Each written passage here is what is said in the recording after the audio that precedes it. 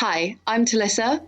And I'm Rachael, and this is Transatlantic Crime, a true crime podcast that covers stories from each side of the pond. Every week, we will both cover a separate story with a running theme. Disclaimer, this podcast will contain swearing and details that some people may find offensive. If you are of a sensitive disposition, listener discretion is advised. Welcome to Transatlantic Crime. So close.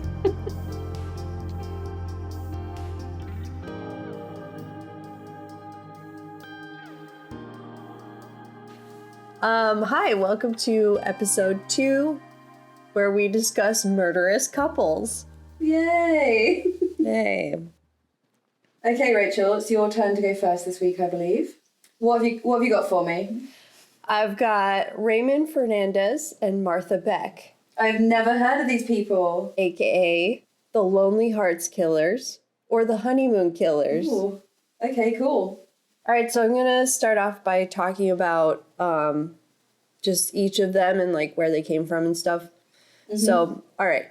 Raymond Martinez Fernandez was born on December 17th, 1914 in Hawaii, and he was raised in the state of Connecticut. His parents were Spanish. Mm-hmm. So around 13 years old, he moved to Spain to work on his uncle's farm. And then by 20 years old, he married a young woman and they had 4 kids. So around that time, it was World War II. And so he ended up serving in Spain's Merchant Marine. And then he also served as a spy for the British intelligence. Oh, I feel like you could murder people back then and blame it on the war. Probably, yeah. I don't know if by this time he was messed up yet, though. Yeah. Yeah, maybe the fighting. Yeah. Fighting did him in. I think something... He didn't seem like a great guy because when the war ended, he decided to abandon his family and find work. And so he took a ship to the United States. Really thought you were going to say shit. He took a shit and he went to the United States. No, so... Fine, that's what I would do first. So while he was on the ship to the U.S., a steel hatch fell on him, and he fractured his skull, and it injured his frontal lobe. So he's already got the mad person that's been in the war. He's ticked off that box. Yeah. And now he's ticking off the head injury box, which he also, abandoned his wife and 4 kids. Yeah. So he might be a psycho already. Yeah. But pretty much everything that I read said that the damage caused by this injury probably affected his social and sexual behavior. Oh, Christ. So once the ship landed in Alabama, he ended up stealing a large quantity of clothes from the ship's storeroom. And he was caught and he was sent to prison for a year. So he came to America for work, and he just decided to steal a bunch of shit, and he went to jail for a year. Okay. While he was in jail, his cellmate was Haitian. He was from Haiti, and his cellmate was like super into voodoo and black magic and stuff, and he was a follower of that religion.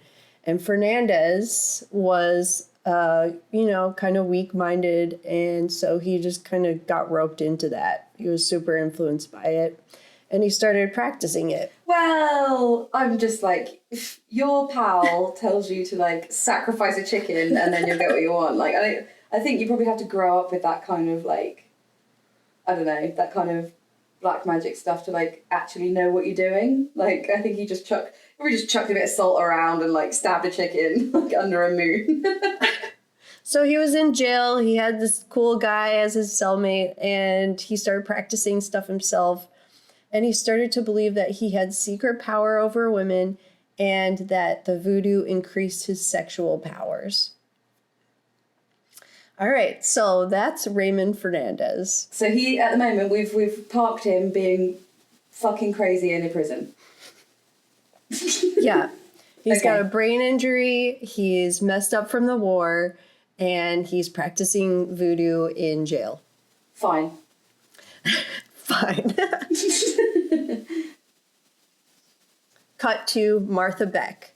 Martha Beck was born Martha Jewel Seabrook on May 6, 1920 in Florida. So she's, Raymond was 6 years old when Martha was born. Okay.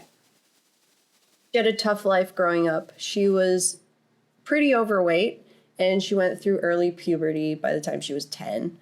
So she was ridiculed by her peers and by her own mother.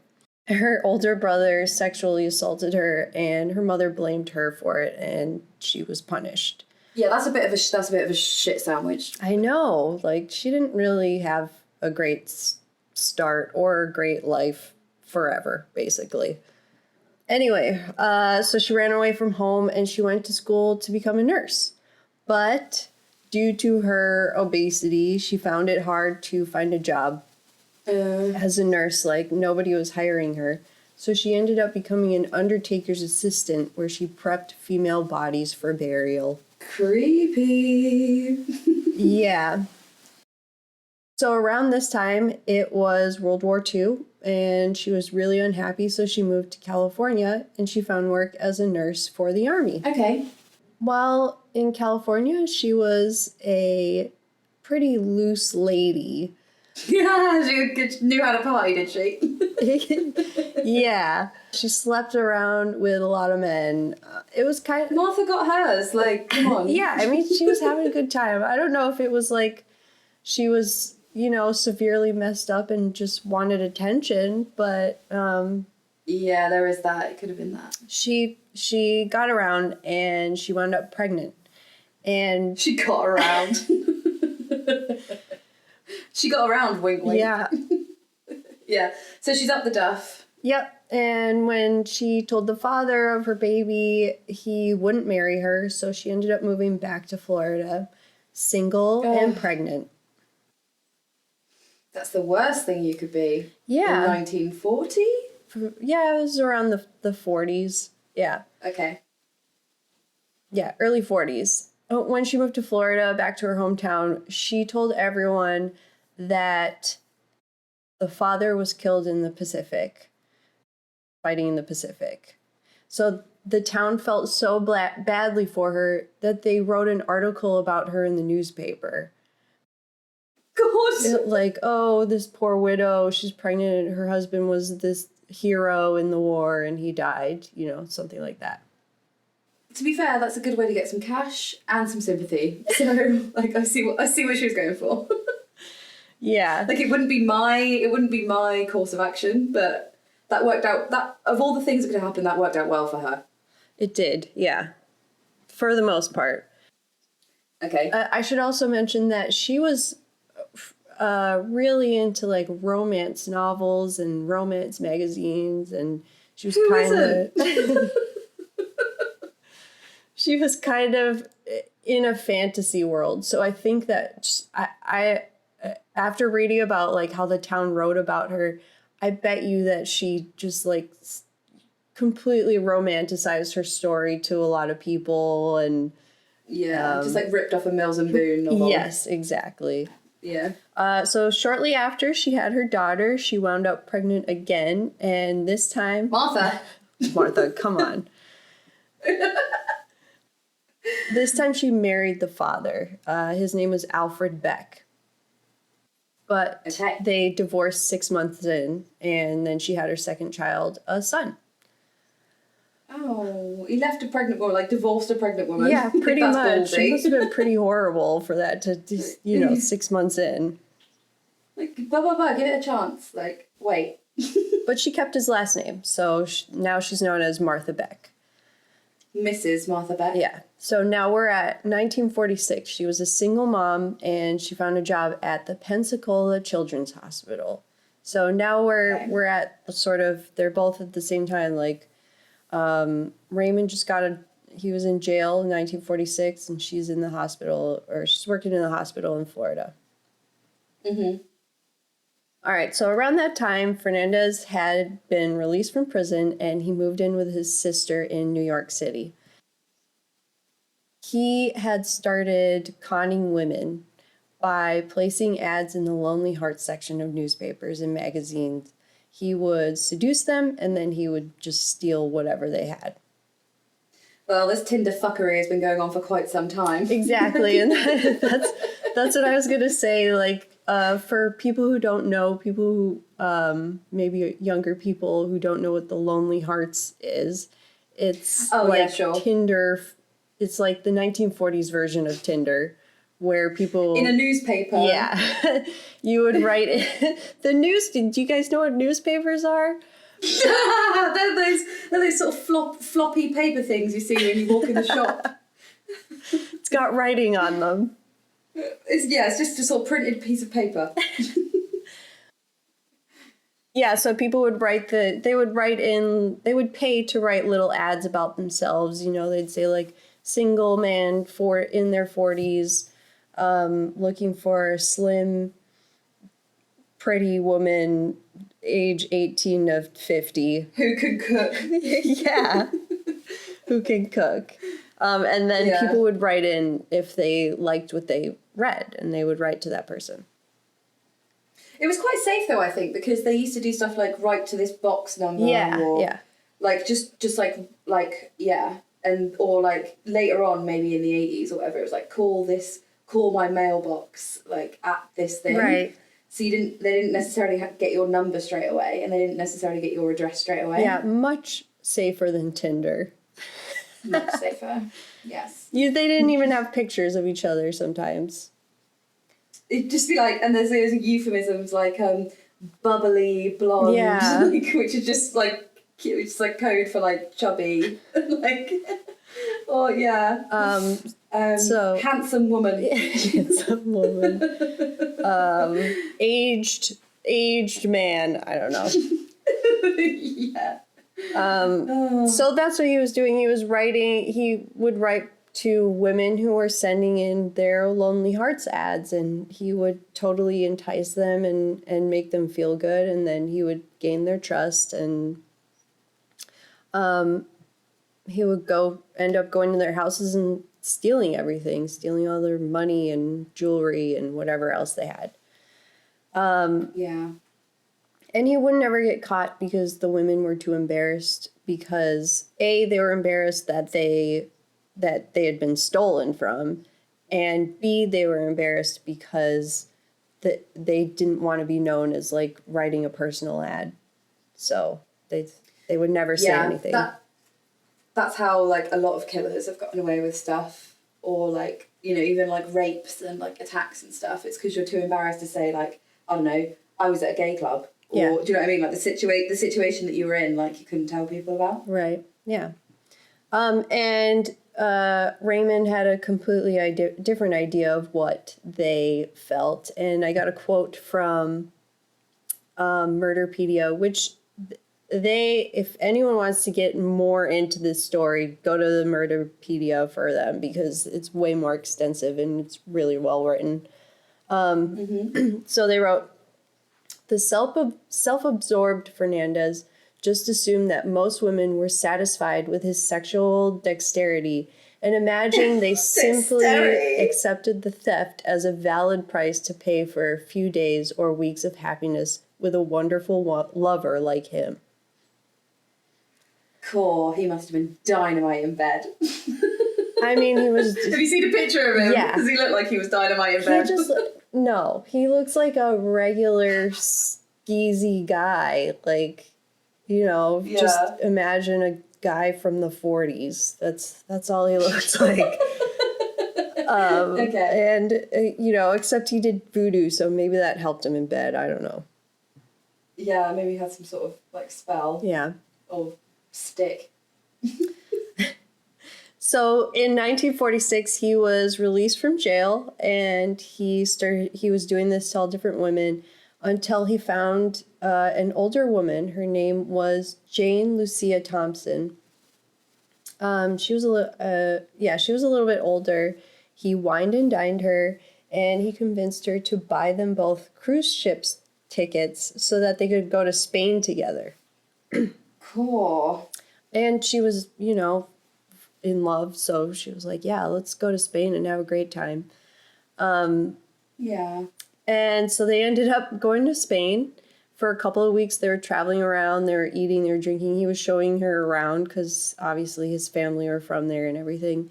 And he even introduced her to his Spanish wife and children. Remember, he's married and has kids in Spain? Well, they are, they're pretty understanding in mainland Europe. Oh, I just feel so bad for this wife, this woman who, she was probably But, like, this young woman who didn't, I don't know. I doubt, like, they probably couldn't speak each other's language, like, I'm assuming. So, like, maybe he just explained... So did he actually tell her that was his wife? They Or don't... did he say, like, here she is, this is Lucia, my friend, or whatever, like... They don't really know how that transpired. They were just seeing, like, all three of them having dinner together. And it got weird when, so they were there for a little while, and the two women ended up having an argument together.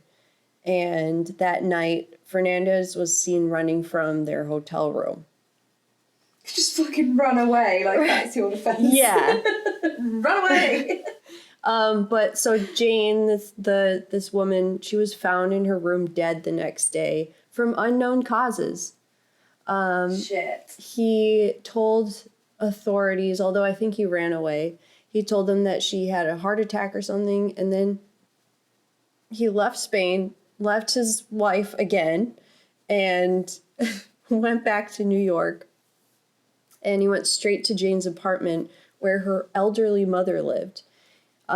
He told her that Jane died from a train accident, and he forged Jane's will to take possessions of Jane's apartment. God. Yeah.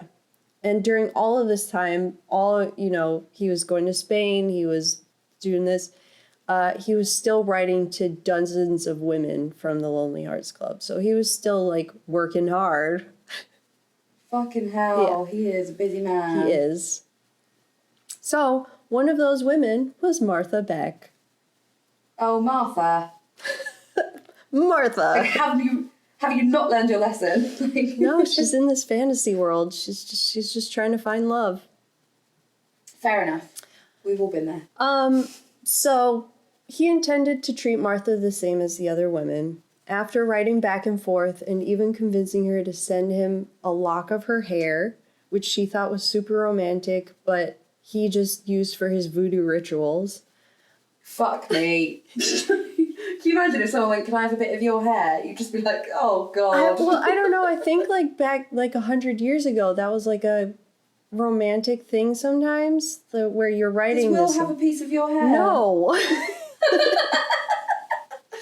Will keeps a locket of your hair, doesn't he? I'm just saying that as, like, a, I don't think it was creepy back then to ask, like, can I have a piece of you?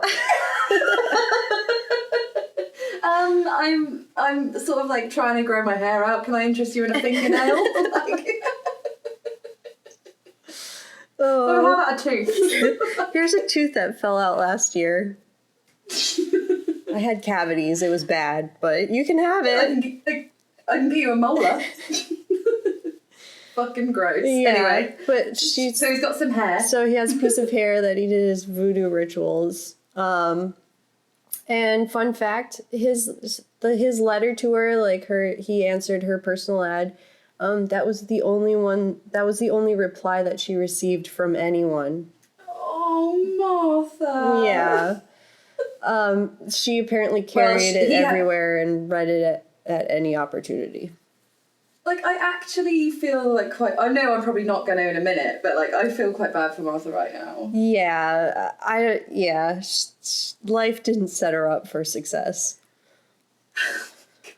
I imagine her as well with, like, a huge chunk of hair missing.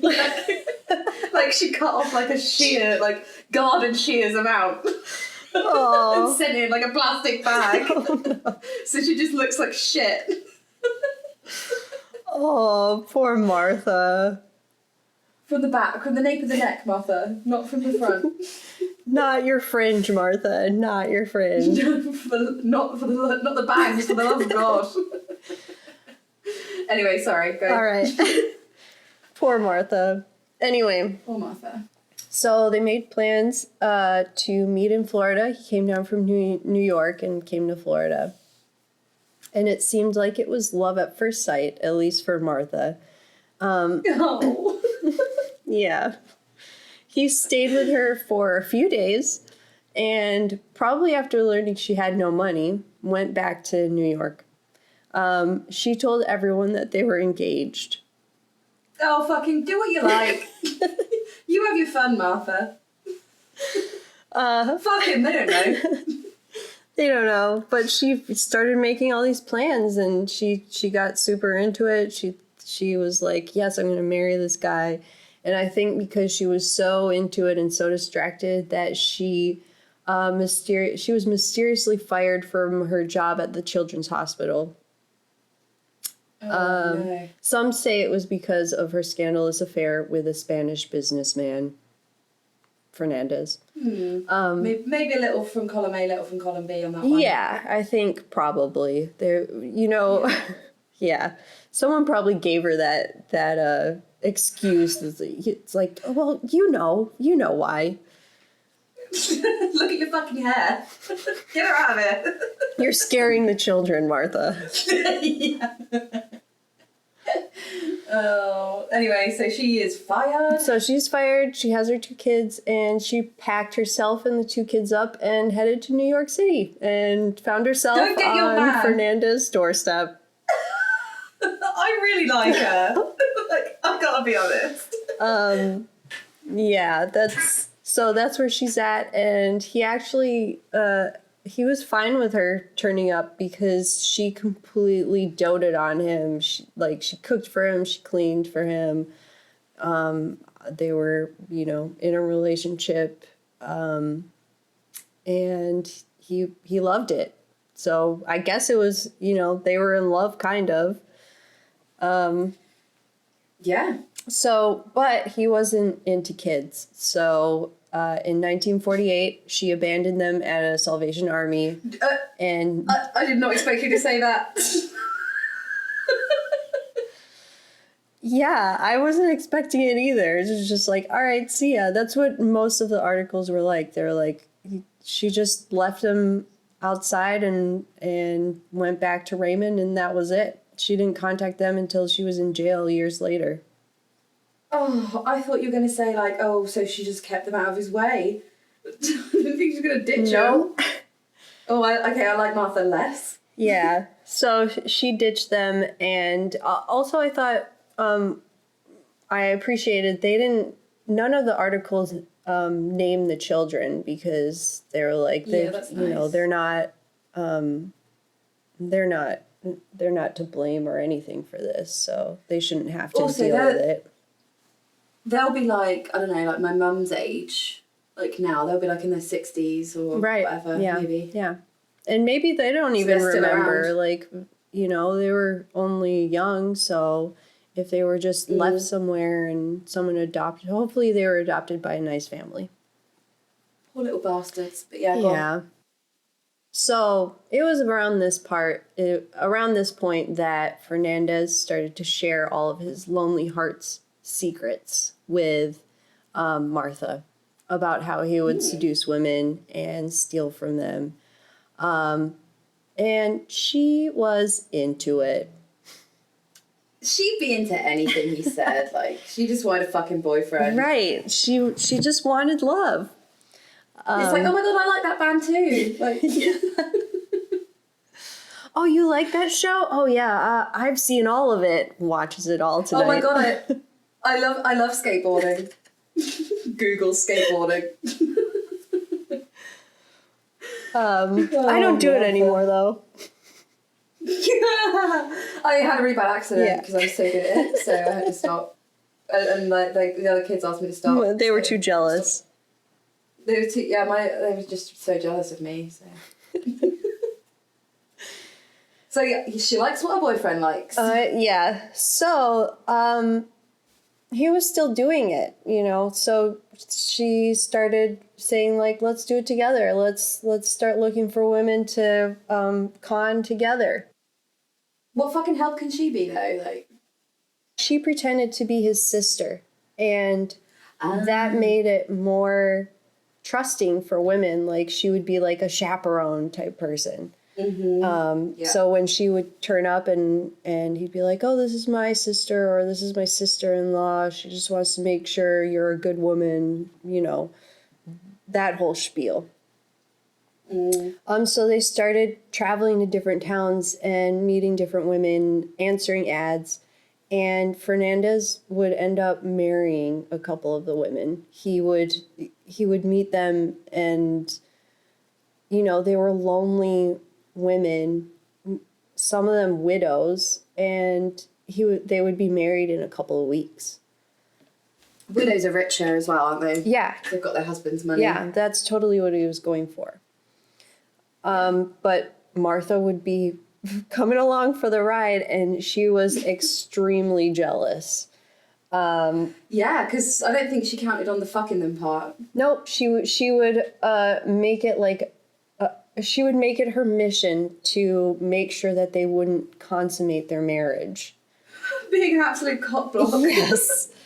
And she, for one of them, she ended up like sleeping in the same bed as the wife. Oh, come on, Martha. Yeah. All right, so one of those marriages ended with Raymond accidentally overdosing his new wife on sleeping pills. Oh, God. Raymond and Martha carried this woman onto a bus to another town while she was asleep. So it's like fucking Weekend at Bernie's. Yeah. And she woke up in this new city by the cops, and they took her to the hospital, and she ended up dying from an overdose, basically. So that's not really considered they murdered her. It was like an accidental thing. Yeah. So they weren't really in trouble yet. The first known violent murder started when, in December 1948, Raymond began corresponding with Janet Fay, a 66-year-old widow from Albany, New York. Within weeks, Fernandez and Beck had come to Albany, and Fernandez had proposed to Janet, who readily accepted. She emptied her bank accounts and agreed to move to Long Island with Fernandez and Beck, where they had an apartment. But on January 4th, 1949, Martha Beck finds Fernandez and Fay naked in bed with each other, and she went nuts. Oh, God. She claims to have blacked out, and when she came to, Janet was lying on the floor, dead, blood everywhere, and with a scarf, like, tied around her neck. I bet she's fucking scary when she's angry. Right? Yeah. Martha. Yeah. She seems like a big old lady who would just a big, jealous, violent woman. That's what she was kind of known to be. Yeah, she was defending her man. She says that she blacked out, but so she had hit Janet in the head with a hammer, and Fernandez had strangled her with a scarf. So he just helped her, you know. Yeah. The couple cleaned up and put her body in the closet, and then they went to sleep. Oh, okay. I just feel like these two are made for each other, you know? Yeah, they are. I mean, if they weren't so murdery, fuck, it might have worked out. Yeah. Although, when Martha talked later on from prison and she talked to, like, the press and stuff, she started saying that, that he had, like, made her do all these things, so. Yeah. Raymond and Martha wrote to Janet's family. They typed out letters saying that she was having the time of her life and couldn't wait to move to Florida. Like, they were writing as Janet.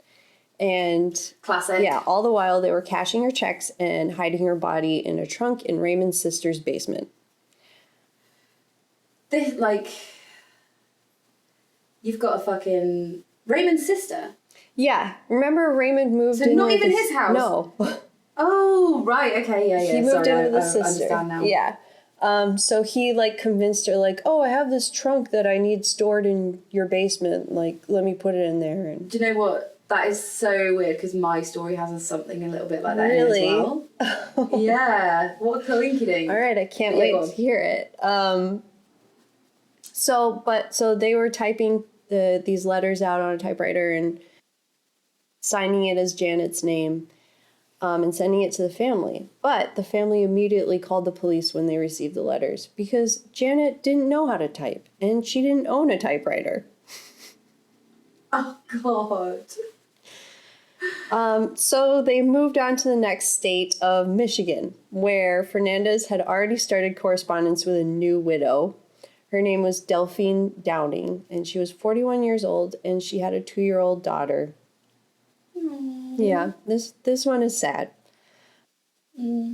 Delphine invited the two of them to stay in her home, and Martha was still pretending to be Raymond's sister.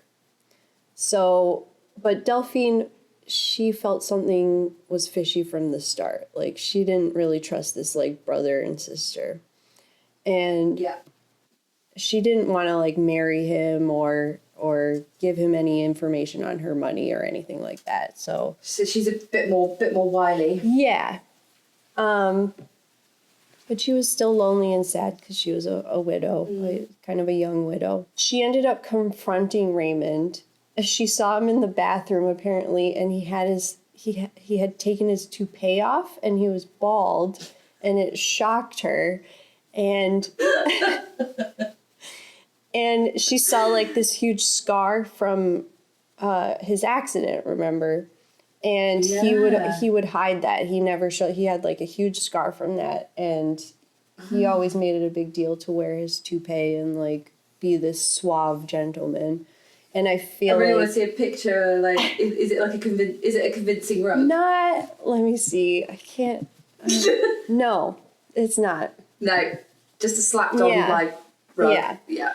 And I feel like that for Delphine, she was probably like, all right, like, this guy, I don't like him anymore. He's bald. He's got a huge, scary scar, and he won't tell me anything about himself. So she confronted him, and she was, like, really hyped up. And Martha convinced her to take some sleeping pills to, like, calm herself down.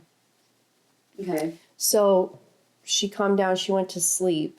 And her daughter started crying, probably because her daughter was like, what's going on? You know, like, she's 2 years old. She could probably feel something's going wrong. And so, vibes. Yeah, so Martha started, like, freaking out. And obviously Raymond is like, I don't like kids, like, you know, take care of her or whatever. Oh, yeah. So she started choking the daughter. Her name was Raynell. No. And she didn't kill her or anything, but she left, like, really bad bruises on her neck. And then they started freaking out. They're like, what are we gonna tell Delphine when she wakes up, like, of why her daughter has all these bruises? So instead of just, like, maybe just leaving or you know, just coming up with a story or anything like that, they decided to get a gun that was Delphine's dead husband's gun and just shoot Delphine in the head. You can't see my face, like, well, you can, but, like, no one else can, but I am horrified. Yeah, Raymond wrapped up the gun in, like, a cloth so that it would be quiet, and they just shot her in the head, right in front of her daughter. So what do they do with the little girl? They just kind of were, like, trying to decide what to do with her for a few days while they were also burying Delphine in the basement. And the daughter was she was crying the whole time and she refused to eat. And they were like, what do we do with her? Well, yeah, they probably really hurt her fucking throat. Like, yeah, and you just killed her mom in front of you. Like, yeah. So finally, Fernandez convinced Beck to get rid of her. And she drowned her in a small tub and buried her next to her mom in the basement. Fuck. Yeah. Sorry, it's sad. Like, when I was writing that part, I was like, I don't want to write about this. Yeah. Well, mine's kind of awful. I really wish we could have done yours second, because yours has got, like, a lot of stuff to riff on, like wigs, like lonely hearts, like crazy lonely heart women. Yeah, mine's absolutely fucking horrible. So don't worry about that. Okay, yay! I can't wait. All right, so they covered their bodies in cement, and they went to the movies. So it's been a couple of days. They took all their money, cashed their checks. Instead of leaving town, they just like hung out, went to the movies. When they come back from the movies, their neighbors had already grown suspicious because they hadn't seen Delphine or her daughter for a couple of days. And there's a big pile of fresh mud in the fucking garden. It's in the basement, so... Oh, the basement, okay. Yeah. You still hear the kids around, like if they're two. I know, they're yeah. noisy. Or if they were the little girl was crying the whole time, they'd be like, "Where's the mom? Why is the baby crying all the time?" Yeah, what the fuck is going on next door? And now it's just silent. Aw. So after they came back from the movies, they were met with a knock at the door from the police. They were arrested on February 28th, 1949. Good. Neither of them asked for an attorney, and they were completely open about their crimes. Really? They signed a 73-page confession with Fernandez saying, "I'm no average killer." They did this because in Michigan, Michigan didn't have the death penalty. Okay, so they're like, what the fuck, whatever. Yeah, so they were like, they thought they were safe from the worst punishment, and they were fully cooperating with the police. Beck even said, "The electric chair scares me," and she thought that with good behavior, they'd be out in less than 10 years. No way. Right? I don't know what they were thinking. I think they were both, like, delusional. Like, he probably thought that his voodoo would get him out of it, and she thought that her fantasy land would... She'll sleep with one of the guards and run off with them, and he'll just, like, fucking voodoo the bars open. So they were just like, yeah, here's what happened, I did this. Their story was completely sensationalized in the press. They were called the Lonely Hearts Murders, and they were in every tabloid and newspaper headline for months, with stories about their sex life and about the money they stole, and how fat and ugly Martha was. Oh, fucking hell. That's what a lot of the articles were saying, like, this horrible, like, plain woman, overweight, blah, blah, blah. Yeah. So, obviously, with them being in the news all the time and all these horrible stories about them, people were really outraged that they weren't being punished for all that they did. So, after media pressure, they were sent back to New York City to stand trial for the murder of Janet Faye. Okay. Which meant in New York City, they were up for the death penalty. Well, they should have done that anyway, like, because they murdered some, like, how, like, Ted Bundy did loads of different trials in different states. Yeah. Like, they should have figured that was going to happen. I think that it was just such a, like, media shitstorm that they had made all these exceptions. Like, one of the exceptions was when they went to trial, they had one lawyer for the two of them. And they were, I think a lot of people were like, let's just get this over with. Like, they need to be punished. That's it. So they decided, like, they went to trial for the murder of Janet Faye. They didn't even go to trial for the murder of Delphine and Raynell. So they were up for the death penalty. The trial was dramatic, with Fernandez claiming that they killed 17 other women, but then he retracted his statement. He's such a fuckhead. Yeah. And then Martha would often yell at the judge or the defending attorney, and the two of them would often proclaim their love for each other, like, in the courtroom. Again, Ted Bundy vibes, yeah. Right. Spectators would fight for a spot to watch. On August 22nd, 1949, after 44 days on trial, they were found guilty and sentenced to death by the electric chair. Oh, that's a nasty one as well. Yeah. Like, that's shit. So they were sent to jail, and they tried to appeal it, and obviously they're still doing, like, interviews for newspapers and stuff like that. They were there for the next year and a half, and Martha and Raymond had a love-hate relationship from their cells, and sensational stories about the two continued to be published. Like, so there were some where, like, Martha was supposedly having a relationship with one of her female guards, and she also told them that she was coerced into the murders. And all the while, like, Raymond was saying how much he still loved his wife from Spain and, like, sending her love and... Oh, fuck it. She probably couldn't pick you out of the lineup now, mate. You've been gone for fucking ages. Yeah, like, just forget about it, pal. And he was saying stuff like, why won't you answer me? Do I need to come over there and spank you so that you'll answer me?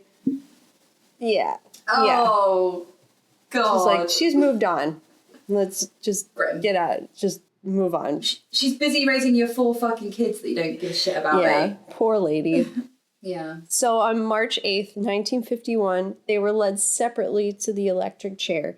Fernandez was terrified, and he yelled his last words, I just want to shout it. I love Martha. What do the public know about love? Fucking make your mind up. Yeah. He was so scared that he had to be carried to the chair. I'd be shitting myself, in fairness. Well, on the other hand, Martha... Skip down, did she? marched straight up to the chair. See, everyone is like, oh, Martha's fat and ugly. At least she's hard. Like, at least she's got a fucking backbone. Yeah, exactly. She sat down in the chair and she mouthed the words so long. Oh. And I guess her matrons, the ones that, like, led her down, they were, like, crying and stuff when they were, like, strapping her to the chair.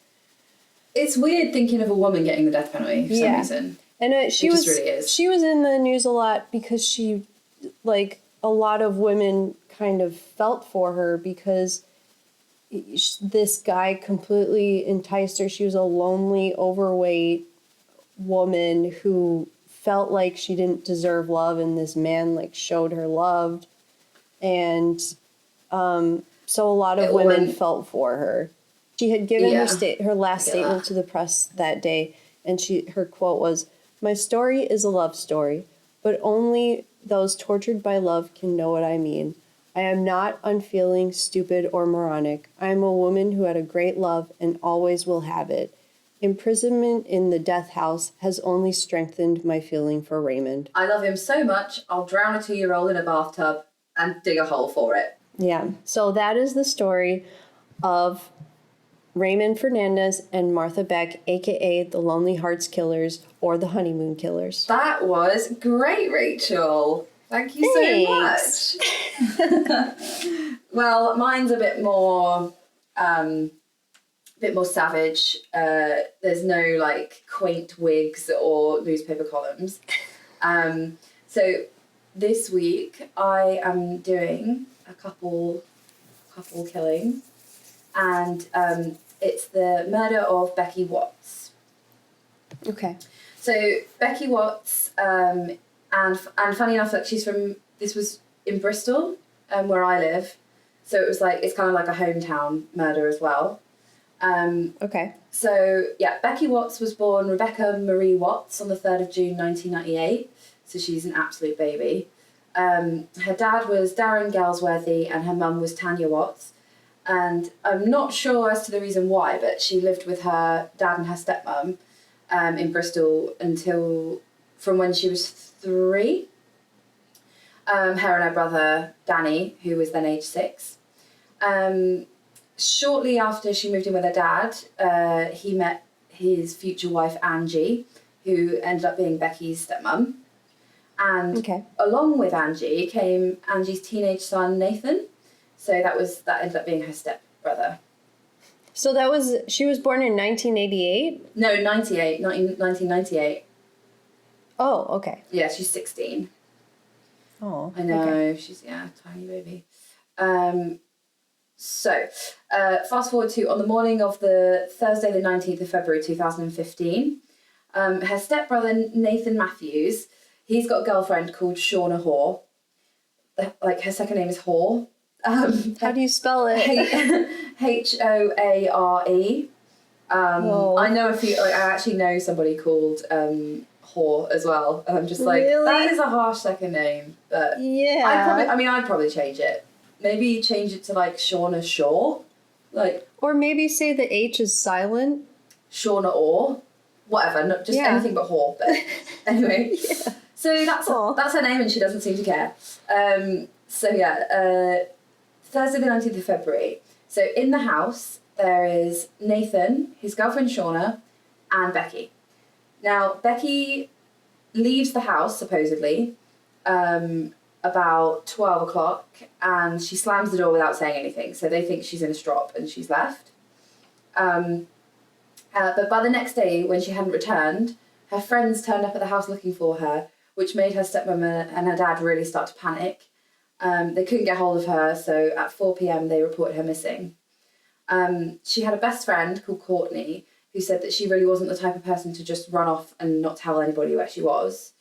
So naturally, like, everybody is pretty worried at this point. So the police look into it, and they see that Becky hasn't been on her Facebook or any of her social media, and that's completely out of character, like, for a girl of 16. That's completely out of character now, really. Her laptop, her phone, and her tablet were all missing from her room, and she had a group chat with friends, and she hadn't spoken to them since the Thursday morning. And this really raised suspicion that something bad had happened, not that she just left of her own accord. Also, she hadn't taken any money or spare clothes with her, and she didn't tell anybody that she was going anywhere. So these are all obviously bad signs. Then on the Monday, they still didn't see any sign of her, so the police made their first appeal for information. Her dad and her grandma appeared at a press conference begging for her safe return. And her dad went on a local radio station, and he gave more details about the last time his daughter was seen and her character. He said she had stayed at a friend's house the previous night, and she had come home on Thursday morning, had a shower, got changed, and then we haven't seen her since. He says she's very shy and timid. She can't even go to a till in a shop. She's so reserved. She couldn't ask for she couldn't ask for a bus ticket. She'd rather walk and then have to get on the bus and ask the driver for a ticket. So they're looking into her life and like where she could possibly be. And her best friend Courtney said that she'd been dating a 17-year-old boy for several months. And she also said that she texted Becky on the day that she vanished, but she didn't hear anything back. So police are obviously searching the area. They've searched a nature reserve, nearby open spaces and park areas. Also, Bristol is quite like watery, like there's a massive river running through the middle of it. So they were just searching like by riverbanks and stuff. And they also made a public appeal for information regarding the movements of a black Vauxhall Zafira in the days that she had gone missing.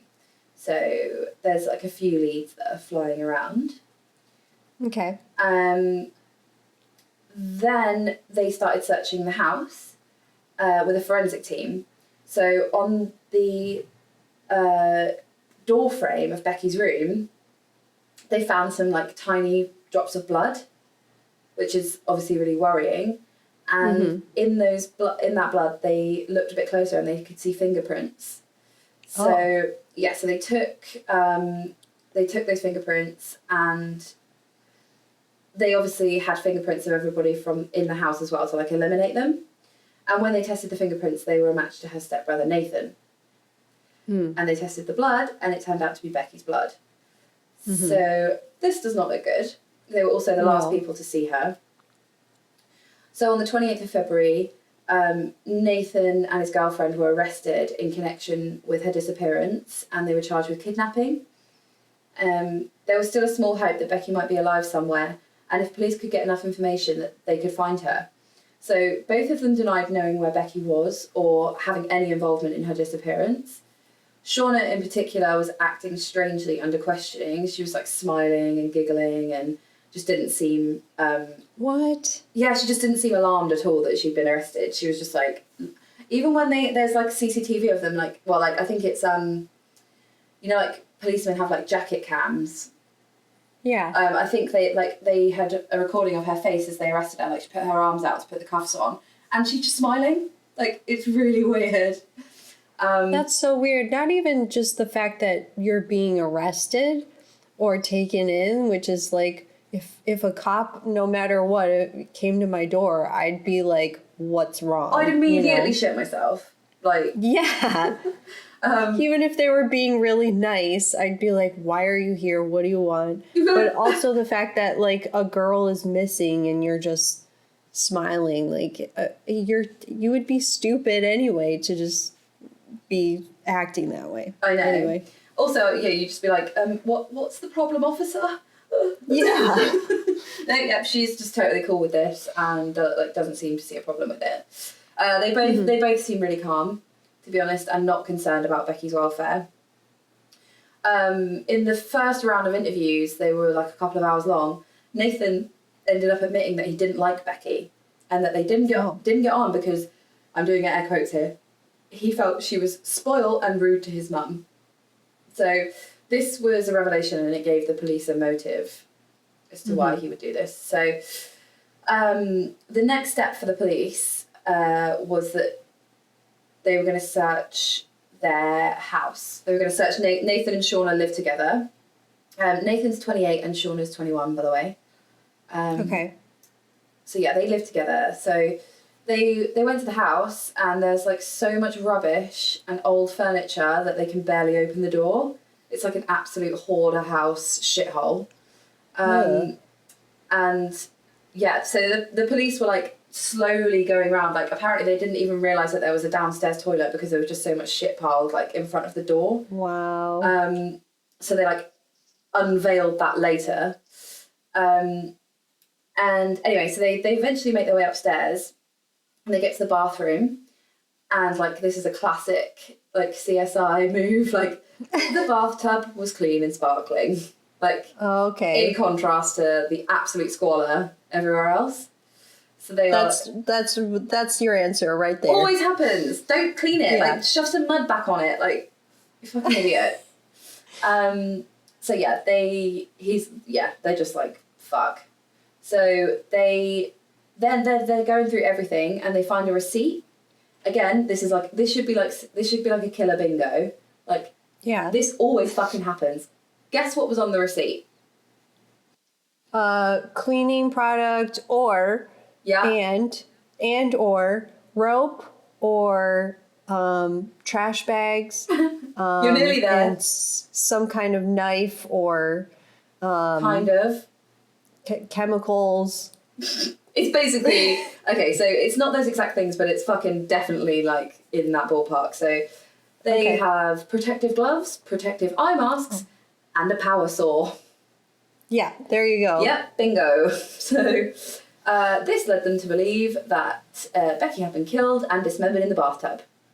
So with this in mind, they subsequently charged the couple with murder. And then meanwhile, back at the police station, Nathan had spoken to his solicitor and he had decided to make a statement. And to be honest, he's totally fucked at this point anyway. So like I would, you're better just to hold your hands up. Right. So I'm going to read his statement to you. It's quite long, so I might skip a little bit. But it says, I, Nathan Charles Matthews, accept that I am responsible for the death of Rebecca Watts. On the 19th of February, I attended St. George, Bristol with my girlfriend, Shauna. 18 Crown Hill is where my mother lives with Darren Galsworthy. Rebecca Watts also lived there. Shauna is my mother's registered carer. So we regularly go to the house to help with housework and other help my mother needs. Although we usually went there on Mondays, Wednesdays and Fridays, we also did go there other days. On the 19th of February, this is absolute bullshit. Wait. Okay, so fast forward to, in my car, I had a large bag, a stun device, handcuffs, tape and a mask. Why? Right, so here's logic. I had developed an idea to scare Rebecca by kidnapping her. I wanted to kidnap her to scare her and teach her a lesson. I believed that she was selfish and her behaviour towards my mother was a risk to her health, to his mother's health. His mother has multiple sclerosis, MS, so she's like not very well. But so when they went there, we let ourselves in with a key. Upon entering the property, we all went to the front room. A few minutes after arriving, Shauna said she wanted a cigarette and went into the garden. When they were in the garden, I went to the boot of my car and took out a bag which contained the other items. I took everything upstairs to the landing, and then I took the items out of the bag before knocking on Rebecca's door. She replied, what, or hello, and I said, can I see you a minute, or similar words. Rebecca then opened the door. I'm wearing a mask. I cannot be sure in which order things happened immediately after she came to the door, but I used the items to subdue Rebecca. During a short struggle, my mask slipped and Rebecca was able to see my face. That caused me to panic and I strangled her while she was partially in the bag. What? Yeah. So I collected the items I had used, put them and Rebecca into the bag and zipped up the bag. It just goes to show like how small she must have been as well. If you can just shove her in a bag. And also how stupid he is. Like she's not gonna know. Right, like he had to wear a mask. Like if your brother knocks on your door, you already know it's your brother. You'd be like, Nathan, take off that fucking stupid mask. Yeah, what are you doing? Like, why are you dressed in this mask? Like later on in the statement, he says that he's got learning difficulties, and that's why he had to get the solicitor to write the statement instead of him. So I do think he is a bit like of a lower IQ. But still, sure. Not that that's an excuse at all, but I'm just saying he is stupid. So he put her in the bag. I also took the phone, tablet and laptop together with shoes, some clothes and a duvet cover from the spare room in a separate bag. I took everything downstairs and put it into the boot of my car. Back in the house, I waited to hear Shauna and then slammed the front door. Before going into the front room, I checked that Shauna was not in that room, and then I go in and sit.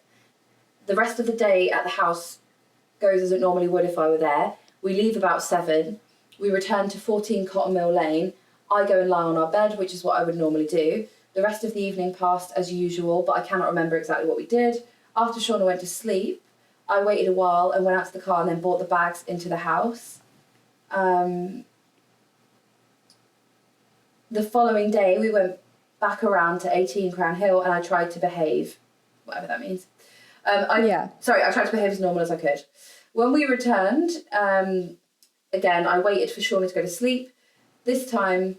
So Shauna was asleep. Yeah, so what he's saying is he waited for Shauna to go to sleep and then he took the body out of the bag and then cut her up and then... so, if you think about it, he supposedly did this with a buzzsaw, while she's asleep. That's so fucking loud. Yeah, according to his story, it sounds like he's just trying to make it so that Shauna doesn't get in trouble for anything, saying that she was, outside smoking a cigarette, that she was asleep, that, didn't wake up when a buzzsaw was in the next room. Yeah, it's ridiculous. And so anyway, he wrapped the body parts up, took them downstairs and hid them. I'm not sure how, but many days later, on another day, I took the body and the saw and the other items to 9 Barton Court, which is his friend's house, and he puts them in the garden shed. And he didn't tell them what was in the bags, which is exactly your one. He didn't tell them what was in the bags. He just was like, just take these for me. I need you to store them in your shed. So Becky Watts' dismembered body was found severed into 8 pieces, hidden in a shed. So on the 4th of March, Matthews was charged with murder. And on the 6th of March, 4 other people who had been arrested were charged with assisting an offender, having been accused of helping to hide or dispose of Watts' body. So did they know? Well, they're denying that they know, but I think the police are saying, how could you not know that somebody brought 8 bits of body to your shed? Yeah. I think somebody drove him and then somebody also owned the shed, but they got released without charge. So the problem with Nathan's story is obviously he's saying that Shauna had nothing to do with it. But further investigation showed that the couple had discussed fantasies regarding petite young girls. Fucking grim. So they went through their internet history and their phone records, and it showed that they were watching porn with very young teens in, supposedly around Becky's age. They also found text messages, some of which have been deleted, but they managed to recover them. And they said things such as, from Nathan to Becky, you bring me back 2 pretty schoolgirls then. And then from Becky to Nathan, just went to Cost Cutters and saw a very pretty petite girl, nearly knocked her out to bring her home, lol. Oh my gosh. Yeah, it's fucking gross. So it basically revealed that they had fantasies about kidnapping young girls for sexual games. But even if that wasn't enough, they tested the area in which Becky's body was found, and they found Shauna's DNA on the face mask and the bag which contained Becky's remains, and that ties her directly to the murder and concealing the body. So on the 22nd of June, Shauna was only originally charged with perverting the course of justice, but now she's been charged with murder. They were also charged with conspiracy to kidnap, preventing the lawful burial of a body, and possession of an illegal weapon. The couple were also charged with 4 unrelated counts of making indecent images of children. Matthews was also charged on unrelated counts of sexual assault and voyeurism, so I don't even fucking know what that was. But yeah, he's basically a paedophile.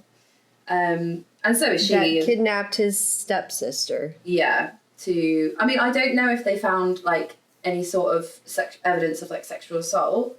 It hasn't been mentioned, but then unrelated accounts of sexual assault, like they just threw that in there. Like, but maybe that's because they made child porn or something. I don't know. Yeah. Or they found like videos in their house of them like looking at people because it's like voyeurism.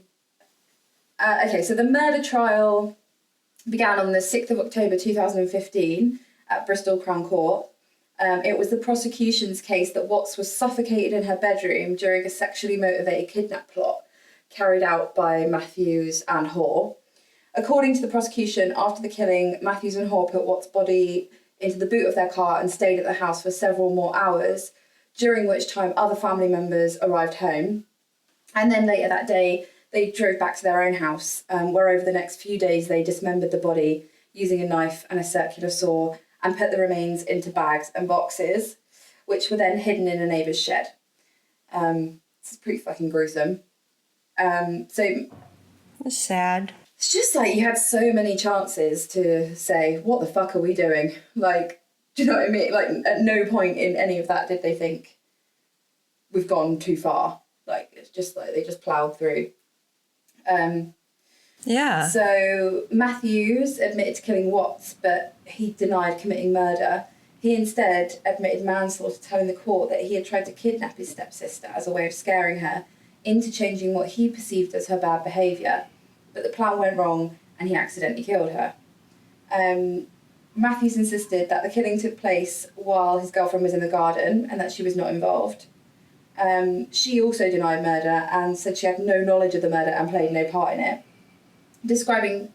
So she's just lying through her teeth. Yeah, it's absolute shit because they have so much evidence like linking her to the scene. So it goes on to say this. So so they had text each other stuff about like kidnapping schoolgirls, about how they wanted to have like a sex slave and stuff. And she described those texts as, I'm doing air quotes, unfortunate and sarcastic. Like, oh my gosh. like the least funny joke I've ever heard. Like, that's what you're trying to do. Like, I just keep imagining her from the start where the police are coming to her door and she's smiling, you know. Yeah. Like, she's just treating this like a whole joke. Yeah, she's like, oh, that's unfortunate. No, it's fucking weird. Like... Yeah.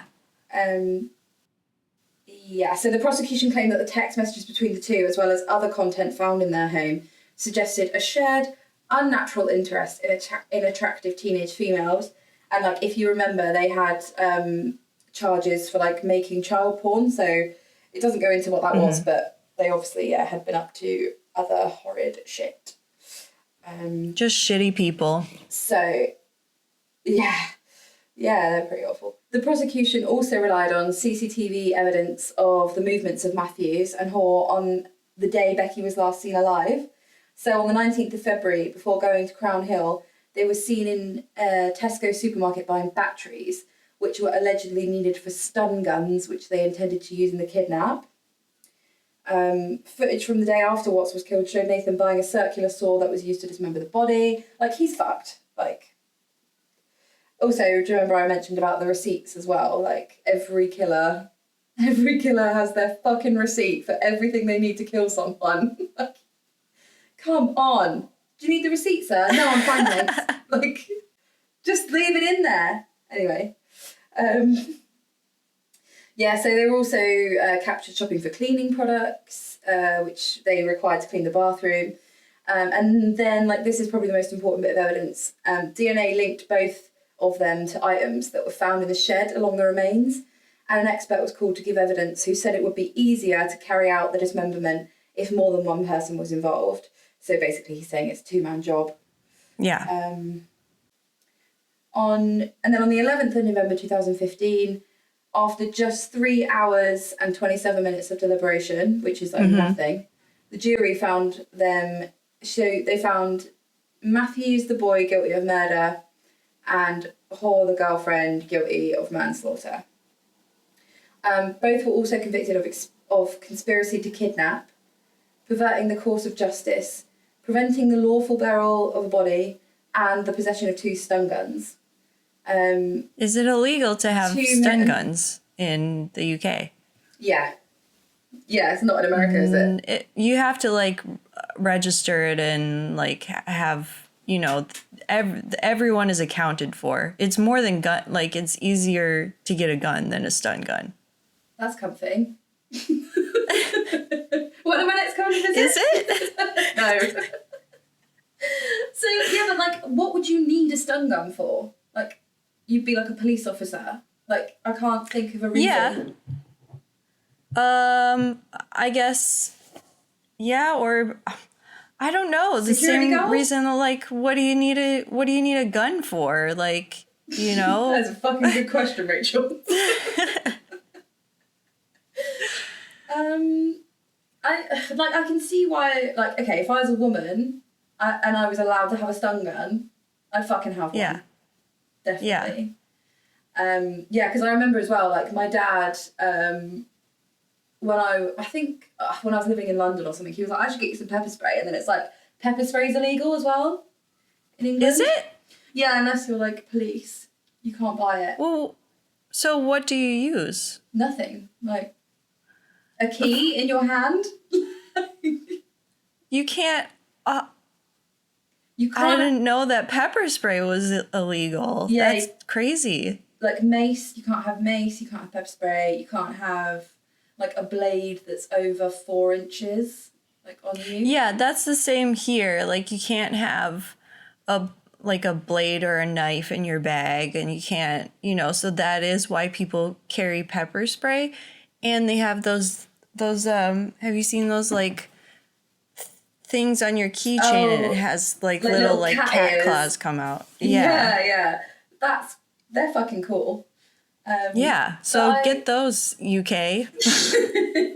Protect yourself. Yeah. Yeah, well, I when I was younger, like, my mum was always like, carry a can of deodorant.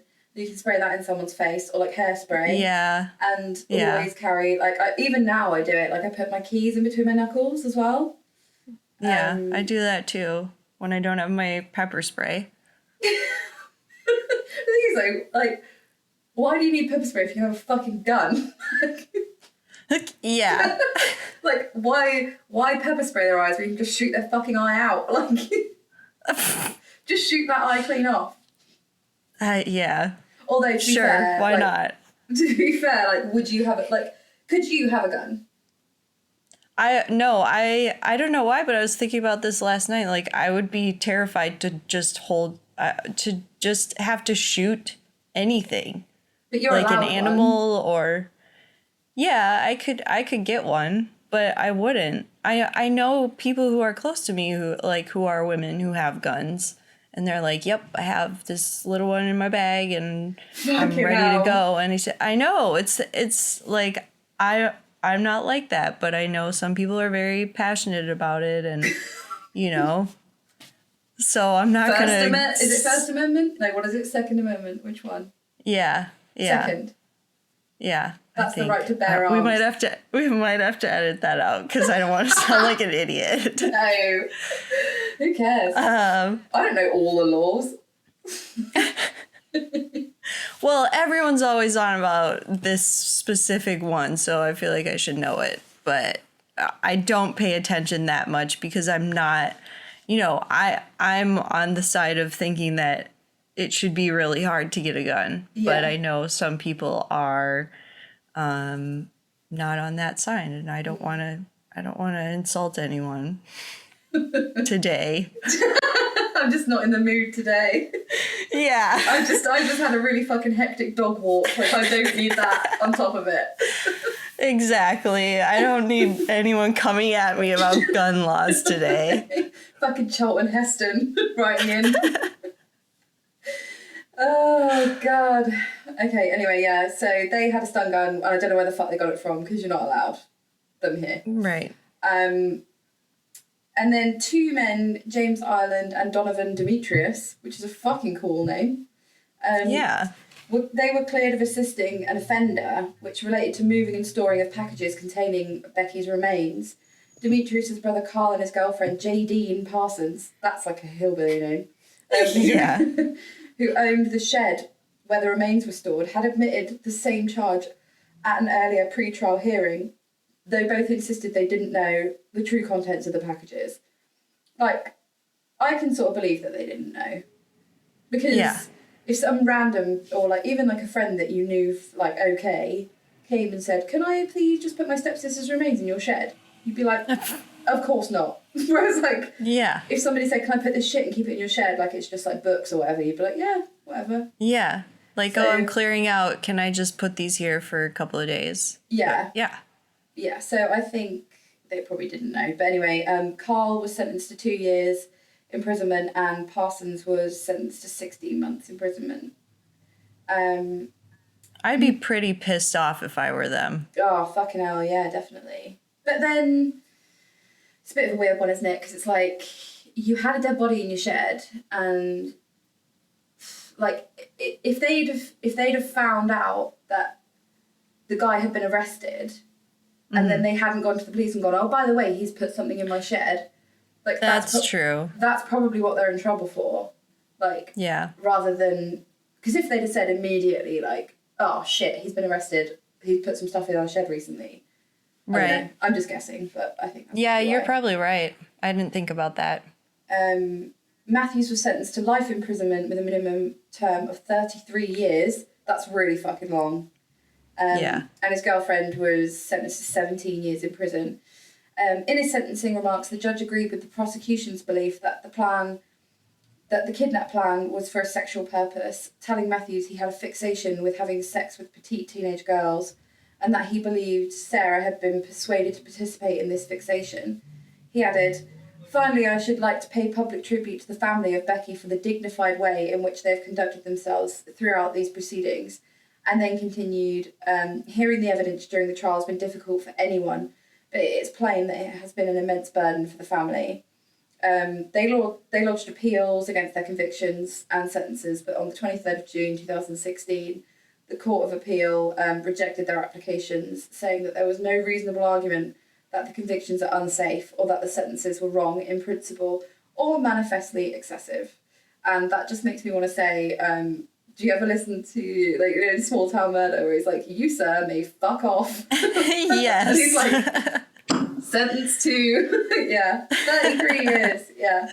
So, yeah, that is the story of Becky Watts. Well, that wasn't too long ago either, so they're fresh in jail. Yeah.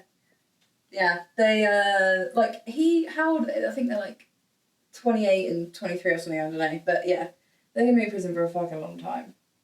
But, like, how do you let someone out after 33 years and go, oh, when I was nearly 30, I fucking cut up my stepsister with a buzzsaw? Like, right.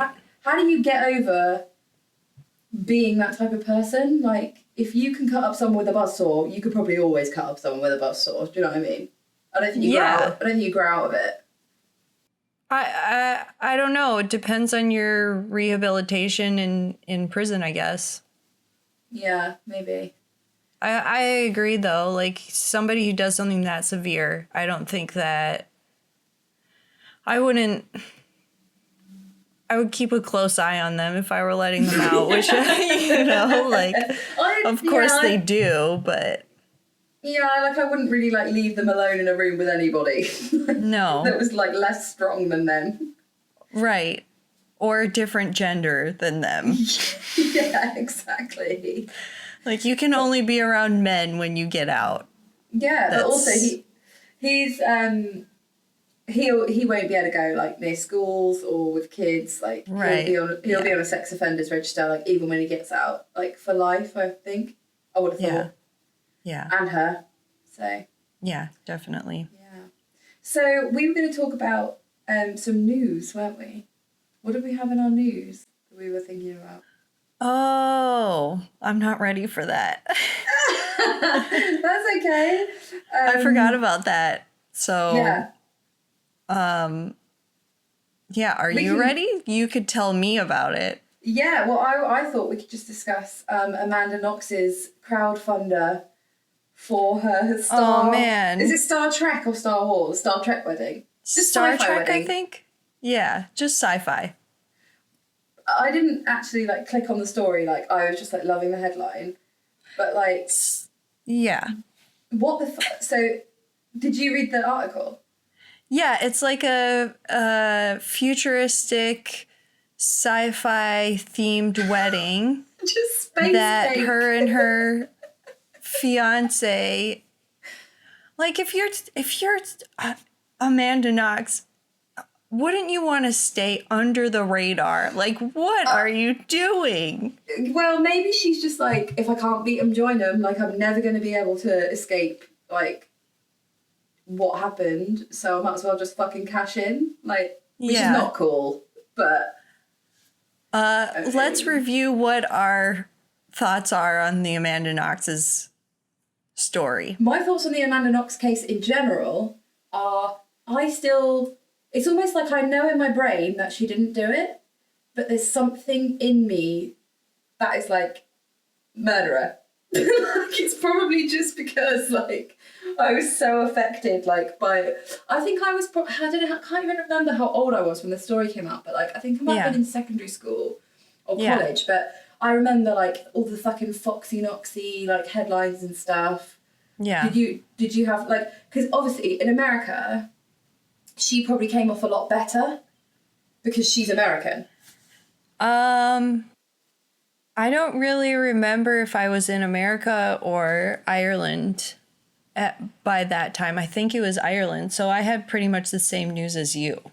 Yeah, because I think in America, people were a bit more supportive of her, and they're like, fucking Italians locking away, like, our citizens sort of thing. Yeah, there were still a lot of, like, sensational, like, you know, crime TV shows that were like just sensationalize it, which it is like a dramatic story. Do you think she did it? I think she was so we both had nights where we've been so shit-faced drunk, you black out and you take something or whatever. I think that that's what happened to her, and she has no idea what happened. Ooh, good alternative theory. Her story is that she, you know, got up in the morning and she went and took a shower, and then, you know, she didn't notice anything. Mm-hmm. So I think that she got up, she was so hungover or maybe still like off her face or whatever, that she like went and took a shower and like, you know, barely noticed what was going on around her. And had no idea what happened the night before. She is a bit of a space cadet. That's my theory, though. She's a bit mad. Yeah, that's a really good theory. I didn't even think of that. Like, it's only when I watched the Netflix documentary that I saw, like, the actual... Because, like, I swear to God, I'd seen hide nor hair of the bloke. Yeah. Like, the bloke who actually got convicted for it. Right. The guy who... I don't know if he was, like... actually seeing the girl or if he worked at Amanda's bar, but like he was connected somehow. Yeah. And yeah, apparently just like went back to the house and it was him who murdered her. But the paper like never mentioned him. Like when it was actually happening, like I swear to God, all they did was write about Amanda Knox and how she was like shopping for underwear and kissing her boyfriend and it was like a kinky relationship or something. But that was the time as well when like we had the News of the World newspaper and they were like there was the voicemail hacking scandal. Yeah. Like back then newspapers I don't think had to answer for anything. Right. Like they could literally write what the fuck they wanted. Right. and they could hack into people's voicemails. And so it really was like the Wild West, like, in terms of what they wrote about her. But yeah, fucking that wedding. Yeah, and now we're going from Wild West to sci-fi. Oh my god, what was that shit film that Will Smith was in that was like Wild West sci-fi? I think it was just called The Wild Wild West. The Wild Wild West. Yes. Oh my god. And I think we should probably finish on that high. Yeah, all right. Well, thanks for listening, and we'll... Tell us what you think about Amanda Knox. Yeah, if we assume that everyone knows about Amanda Knox, but if you don't know, just Google her name. Go watch the Netflix story. Go read some of those old newspapers. The Netflix doc is really good, actually. Definitely suggest. Yeah. Okay, then. Bye. Bye.